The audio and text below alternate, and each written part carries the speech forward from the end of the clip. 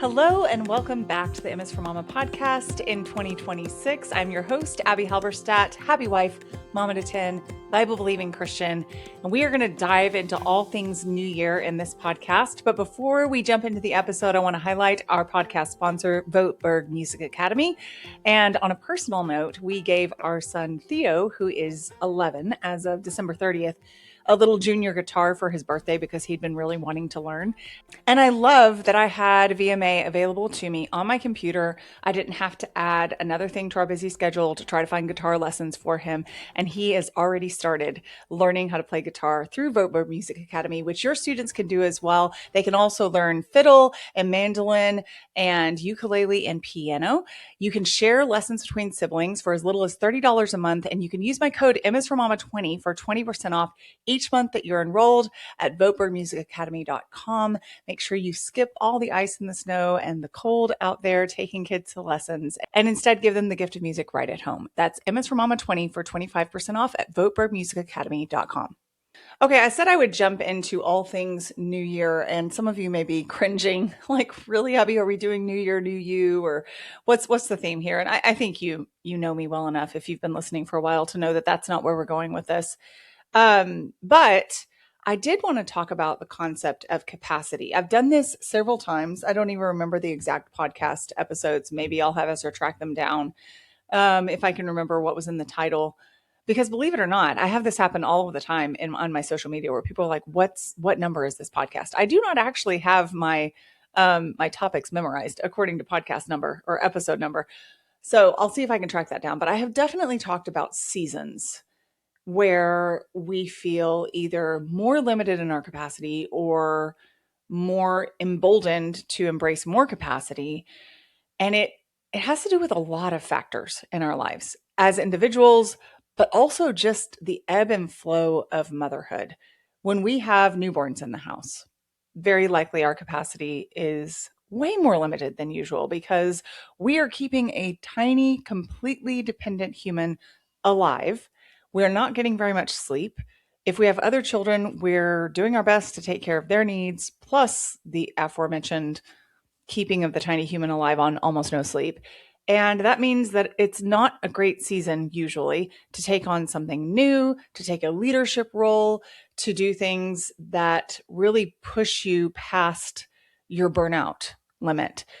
And I love that I say that because I have 100% not followed that very wise advice that I've gotten from other people and learned from experience and pushed myself and ended up in burnout as a result. I talk about this in a chapter of Hard is Not the Same Thing as Bad, where I talk about the idea that hard is not necessarily the same thing as good either, just pushing ourselves for the sake of pushing ourselves or piling more on our plate because we, quote, can is maybe not always, but often not a good idea.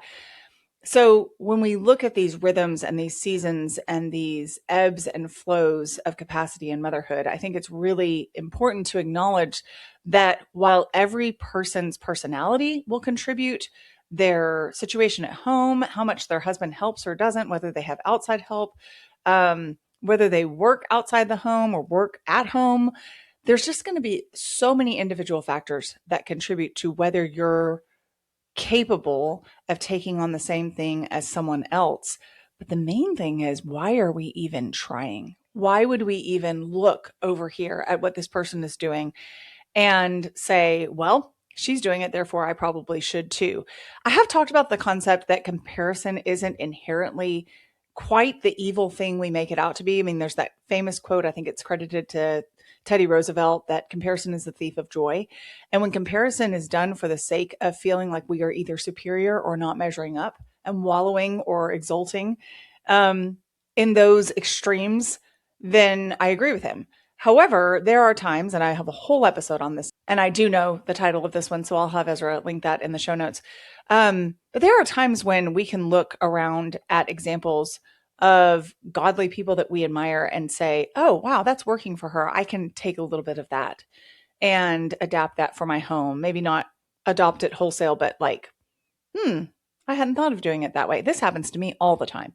There are so many times that I look or something comes across my feed on social media, or I have a conversation with a mom and I'm like, why didn't it ever occur to me to simplify things and do it that way or a version of that way. So I'm setting all of that up because as I share with you where I am in terms of capacity this year, I want to make sure that you know that I am all about seeking the Lord's will and being wise with the resources and the time and the circumstances that He's given us specifically, while at the same time being humble enough to glean ideas or maybe feel inspired or jump started by something that we hadn't considered before. So let's rewind to a year ago, because I don't know exactly what date this podcast that I'm thinking of was published, but it's got to be somewhere very close to almost exactly a year ago in the first week of January, coming back after I take a social media and podcast break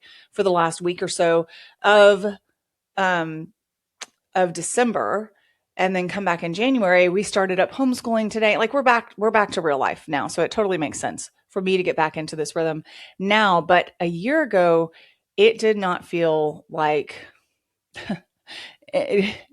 most of the things in my life felt like too much. I had just found out, I think 2 days before Christmas, maybe 3 days before Christmas, that we had lost our second baby of 2024.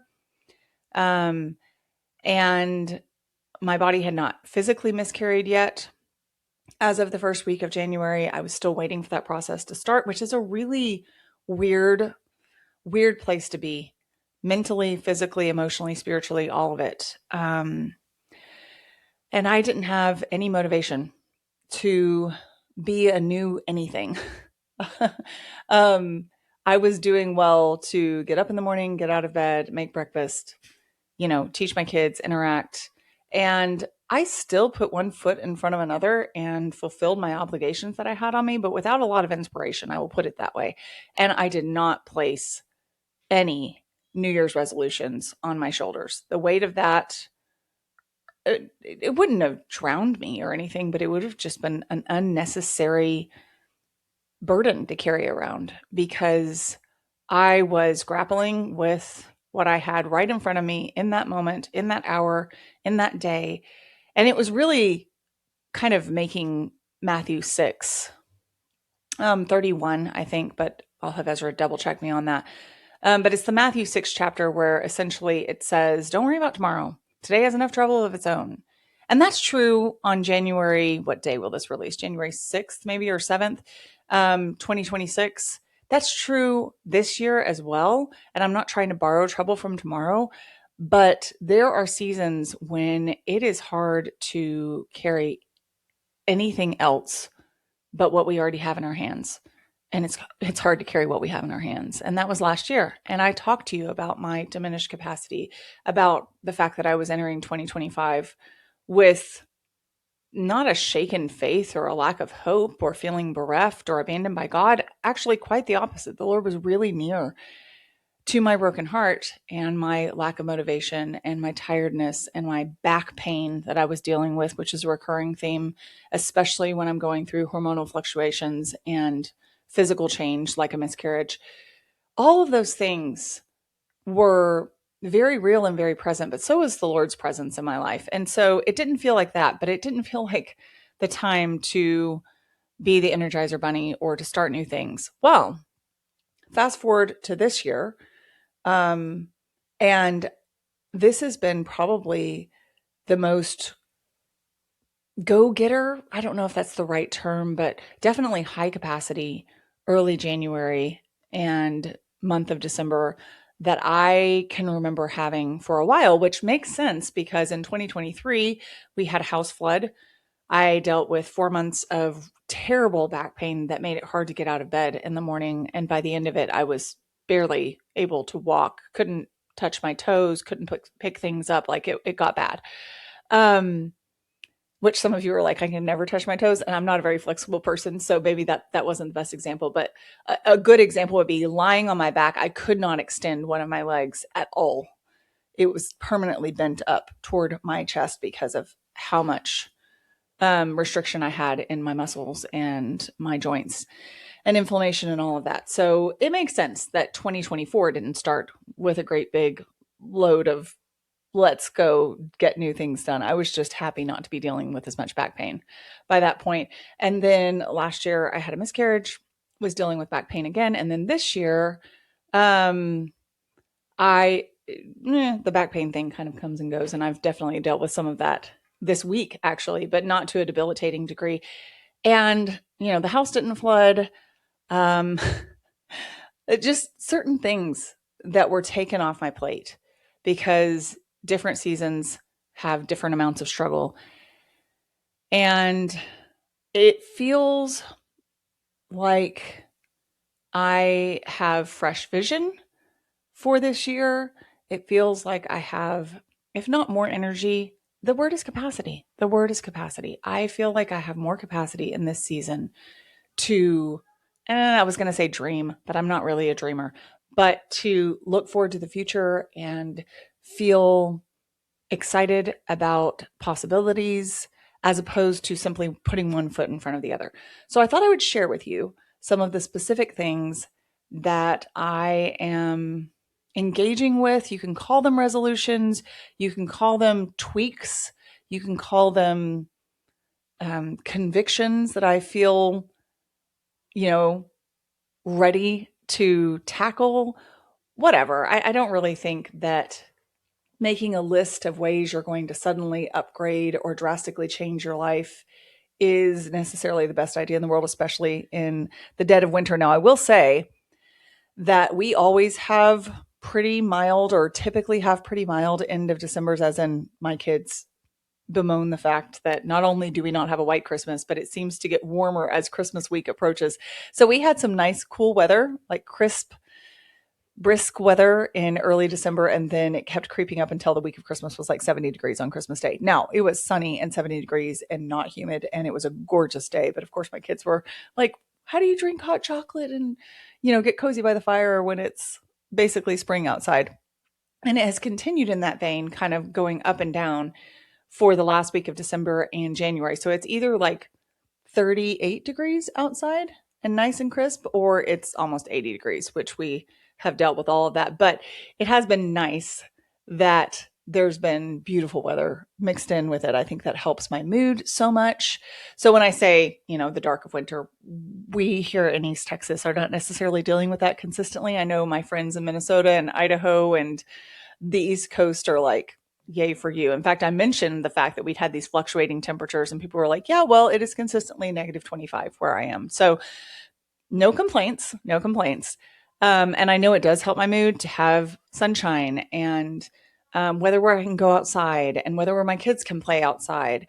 But I had some things that I prayed about and wrote down and thought about and considered over and over again throughout really the month of December, some in November, as I just started writing notes in my phone very informally. And the biggest one was time spent on my phone. I would not say as a general rule that I'm, quote, addicted to my phone, but that's probably being kind to myself. I mean, my job is to use my phone. So no one, let's put it this way. If someone works in an office and they use their computer a lot for work, no one says they're, quote, addicted to their computer. So the times when I'm using my phone to create things because it's a requirement on me to fulfill my profession, whether that is making notes for posts for Instagram, whether it's typing out Instagram captions, whether it's creating social media posts or graphics, or jotting down brainstorming ideas for a book that I'm writing, or whatever, sending emails. All of those things are not, quote, addicted to my phone, but because social media is such an intentionally addictive place to be, it's easy to move from I'm using this for creation and for productivity to, and now I'm scrolling, or now I'm checking DMs too often, or whatever. And so I really felt like it was sliding more that direction than I wanted it to. And I had that on my radar as something that I wanted to very specifically and intentionally address, just so that as I felt it sliding, I could check that, put it back in its rightful place, and replace it with other things. So one of my New Year's resolutions is always to read the Bible through in a year. I don't always make it. I don't always get all of it in, but I do consistently read from my 1 Year Bible chronological journaling resource, which I will have as a link for you in the show notes because I get asked about that a lot. I can make notes in the margins because they have space for that. And it's the New Living Translation, which is essentially a very faithful paraphrase rather than a specific translation. I mean, when I say paraphrase, people are like, whoa, hold up. How can that be accurate? But it is very, very accurate to the text. It just has a slightly more readable, slightly less formal tone. And I love the ESV. So I have no problem with formal tone. I like the NKJV. I like the NASB. I like the BRB. Why do I feel like I should be singing the Bible? Yes, that's the book for me. But I love versions that are word for word accurate and have the formal tone. But my journaling Bible is actually a New Living Translation, and I really enjoy that one too. And my goal this year is to read at least 5 days a week and then have the weekend to, for example, Sunday mornings, I struggle to read because we're getting out early, getting out of the house early, getting to church, plus we're worshiping, we are studying God's word. And so I usually don't read on Sunday mornings. So to be able to have a little bit of ebb and flow with the reading plan. And I have friends. I have a friend who listens to this podcast. Hi, Caroline, who is from the UK, who was talking about how she was going to join a women's group that was studying the Psalms, I think throughout the entire year. So it was like 3 Psalms. I haven't broken it down. 3 Psalms a week, I think, but to look at them more in depth. And then she was going to listen to the Old Testament. And then I think she had a New Testament Bible reading plan. So there's no wrong way to do this, but focus on scripture is definitely always one of my recommitments each year. And that's on the list. The putting my phone in its proper place and not, being distracted by it or spending too much time on it, getting my work done and then putting it away is definitely high up there. There is a resource that I don't personally own, but I keep seeing my Instagram creator friends talk about called a brick. And I guess it's something where it basically locks you out of your phone apps that you select without your having to delete the apps off your phone specifically, kind of as a catch-all. And so from this time to this time, you can't access those apps. So that holds you accountable. And I'm seriously considering looking into that. I'll have Ezra put a link to that as well if you want to check that out. Ezra, you have a lot of links today. Sorry, bud. And so one thing that I wanted to replace phone time in the evening specifically with was reading physical books, which is not something that I have felt the freedom to prioritize in several years. So I listen to audiobooks, I read my Bible physically, and that is about it. And I have always enjoyed reading physical books, but I just have felt for the past 3 or so years like I just wasn't getting to it. That I could make excuses, I could give explanations, but I just, whatever the case may be, it was not going high enough on my priority list to actually get to it.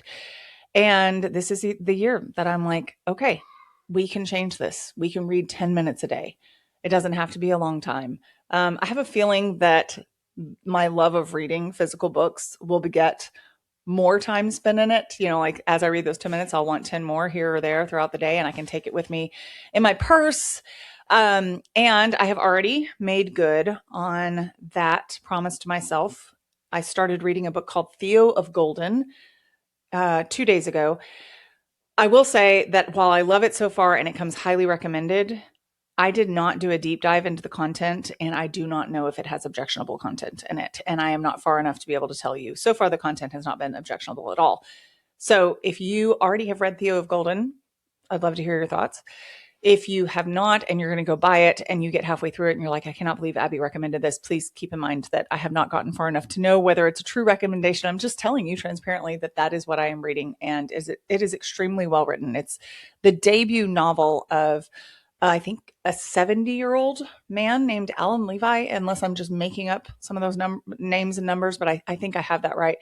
So he's never been published before, I don't think. He's like a singer-songwriter, all these other things, but he's a really good writer. He's obviously been practicing for a long time. So enjoying that so far. And I have a list in my phone of books I want to tackle next.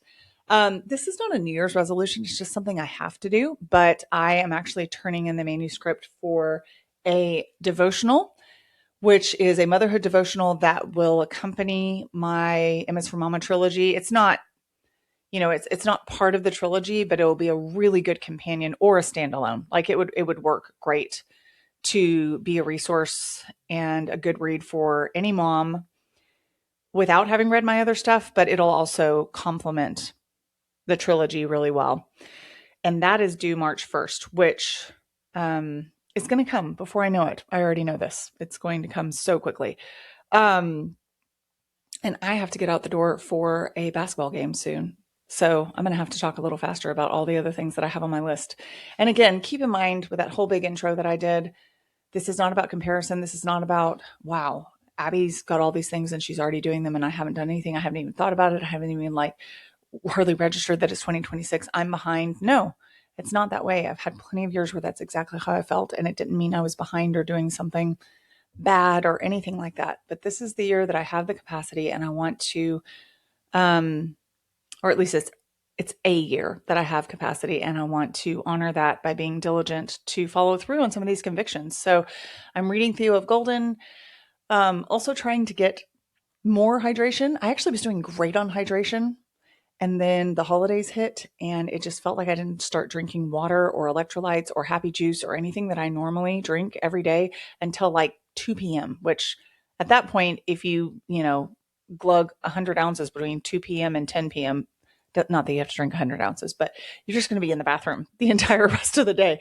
So everything in moderation, but I am shooting for 80 ounces a day. And I'm on track today. So that's good. And have been on track most days recently. So I think that's something that really excites me is that when you have capacity and you apply it well, and that sounds like such a pat on the back, but just like we can acknowledge, hey, this is going well. I like the steps that I'm taking. And then at other times we can acknowledge, you know what? I said I was going to do something and I haven't done it. And I need to either reassess whether what I said I was going to do is reasonable, or I just need to follow through on my word because I said I was going to do it and I should be a person of my word. And a lot of the things that I've said that I wanted to work on were very reasonable things. I think that's a really huge factor in how you marry capacity with follow through. It's that you don't allow feeling like you have more capacity in this season to kind of snooker you into making these grandiose claims and aspirational goals that you can't possibly achieve with the actual resources that you have, even if you have more capacity than usual. So reading my Bible each day, check, I've done it. Reading a physical book instead of looking at my phone at night, check, I've done it. Putting my phone in another room to charge instead of having it in the room where I could easily like check my email and answer one, around dinner time, check, I've done that. I've been drinking more water. That's great.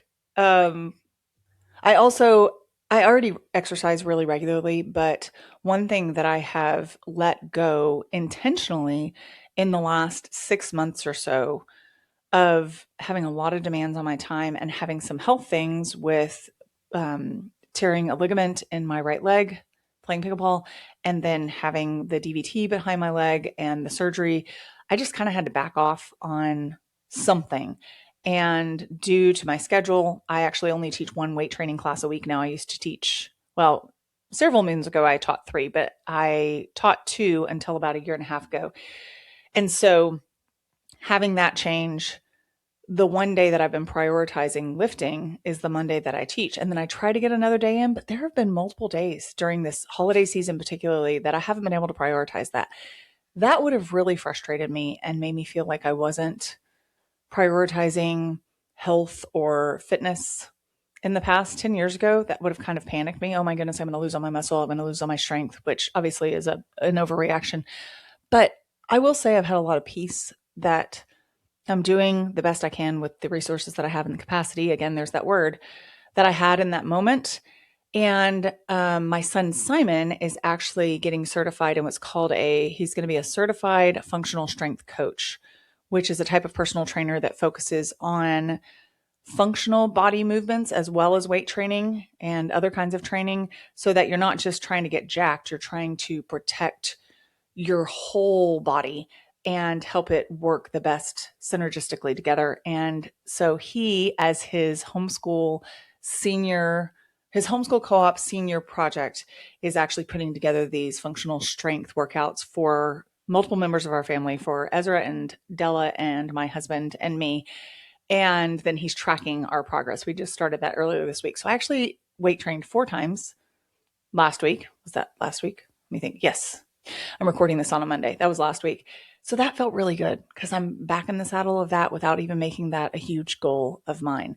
Another thing I want to focus on is very low spending for the next 6 months.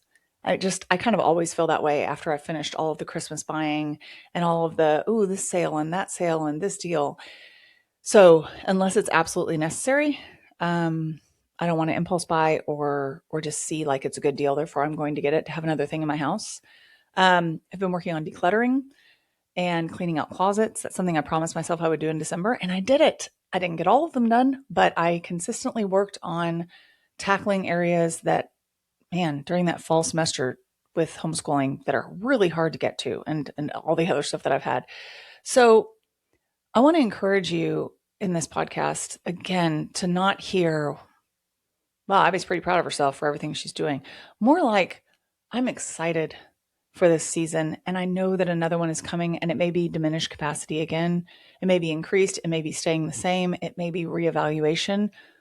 But if we approach each season with that attitude of open-handedness, saying, if the Lord wills, I'm going to organize this closet. If the Lord wills, I'm going to, keep lifting weights 3 times a week or 4 times a week. If the Lord wills, I'm going to get 80 ounces of water today. There's so much goodness in recognizing where you are, thanking the Lord for the strength that he's given you, thanking him for the presence in your life. Because I will say this, the Lord was near to me in my brokenheartedness last year, and he's near to me in my excitement this year. It's not like he stands off when we're doing well and is like, well, she's fine, so I'm just going to kind of push the bike seat and let her go off by herself without her training wheels. He's near to me in this as well, and that is such a comforting thought. And I hope that that is something that can encourage you wherever you are in capacity at the beginning of this January 2026. All right, I hope you guys have a great rest of your week, and I will see you back here next week. If you enjoyed the MS for Mama podcast, I would be so honored if you would subscribe and follow along, maybe share with friends, or even leave a review. And if you want more content on motherhood and biblical responses to cultural issues, be sure to follow along on Instagram at m.is.for.mama.